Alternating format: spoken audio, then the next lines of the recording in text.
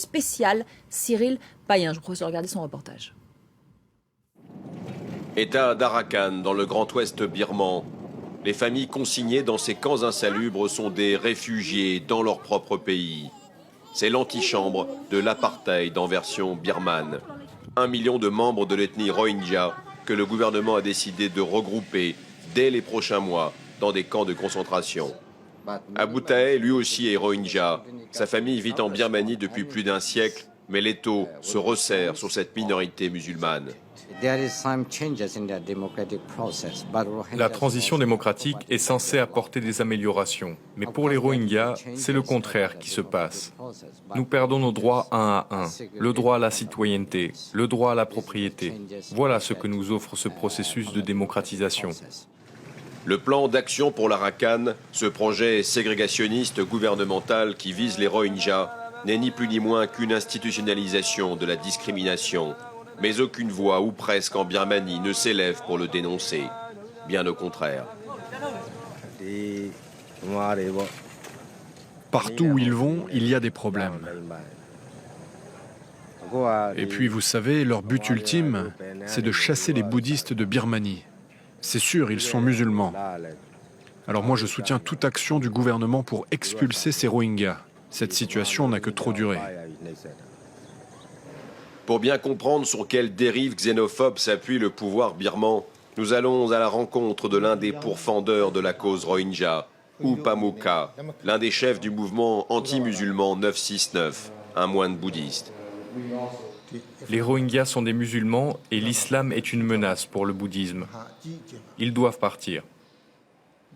Vous savez, ils cautionnent le meurtre, ils égorgent des animaux pendant leurs fêtes.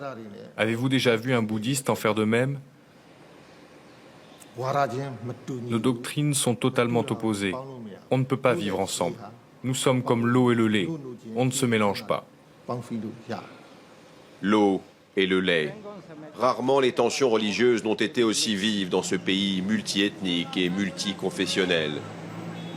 Nous retrouvons Abou Tahe dans le quartier de Mingaladong, à Rangoon, où vivent de nombreux Rohingyas. Le plan d'action pour l'Arakan est dans tous les esprits ici. Bien sûr que je suis inquiet. Pour moi, pour mes enfants. Et puis aujourd'hui, c'est nous qui sommes ciblés. Mais demain, ce sera le tour de tous les musulmans. Depuis 3 ans, les violences dans l'Arakan et dans le reste de la Birmanie ont fait des centaines de morts, des milliers de déplacés, sans que l'on s'explique clairement ce qui a mis le feu aux poudres entre des ethnies qui coexistent pourtant depuis plusieurs générations. Les chefs de la communauté Rohingya en sont persuadés. Le pouvoir birman a en tête un sombre projet. C'est un plan parfaitement huilé. Ils vont se débarrasser de toute la population Rohingya. C'est exactement comme Hitler et les nazis. Ils ont inventé les camps de concentration pour exterminer les Juifs d'Europe. Ici, la première étape, ce sont les camps de détention dans l'Arakan. Ensuite, c'est la mort.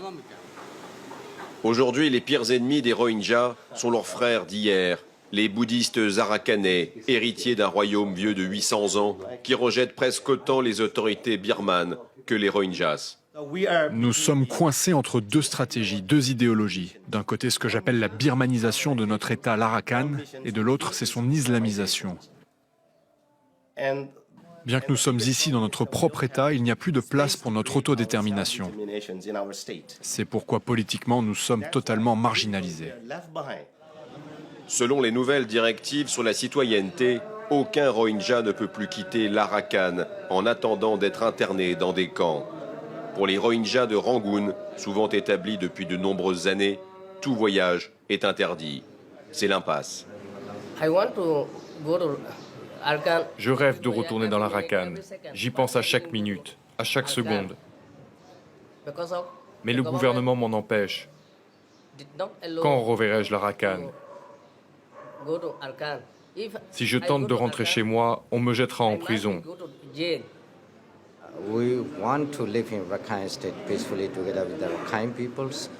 Tout ce que nous voulons, c'est vivre en paix avec nos concitoyens arakanais.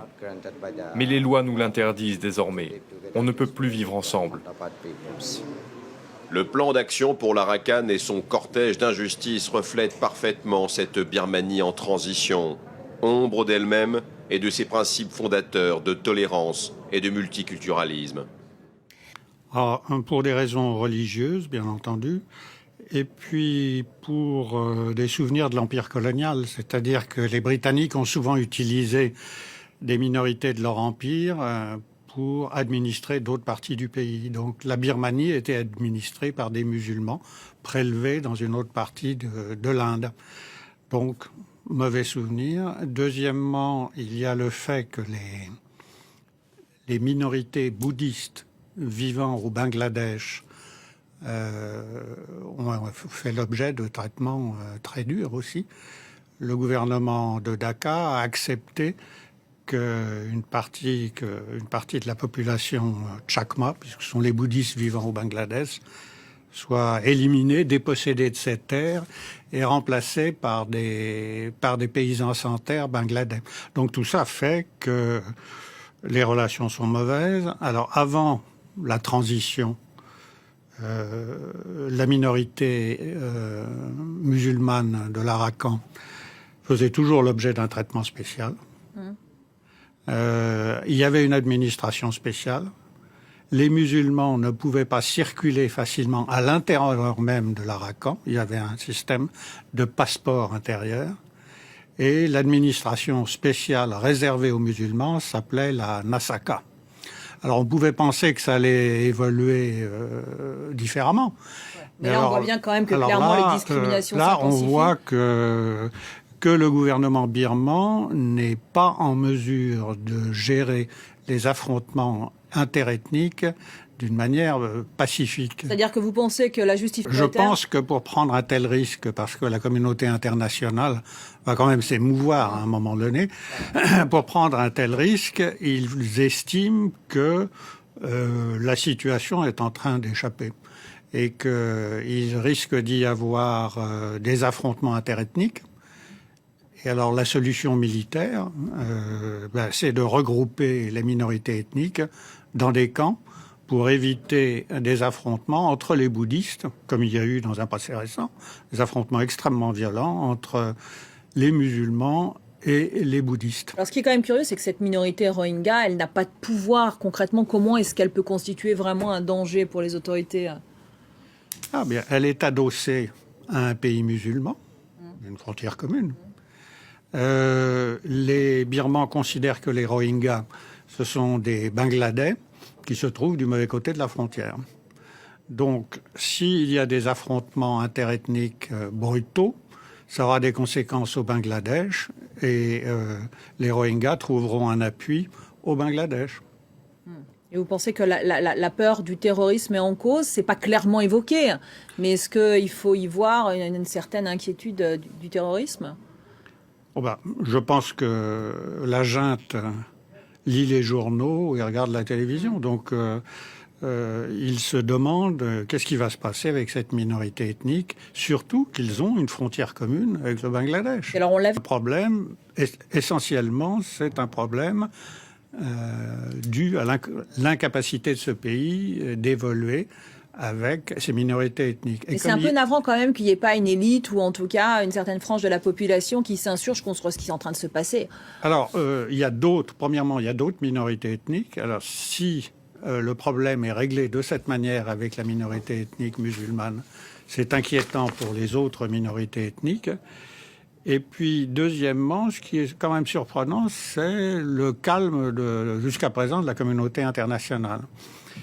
Et l'on voit là, à ce moment-là, maintenant, clairement, que la Chine, les États-Unis, tout le monde est d'accord pour essayer d'amener ce pays, la Birmanie, dans la transition, éventuellement en fermant les yeux sur certains problèmes.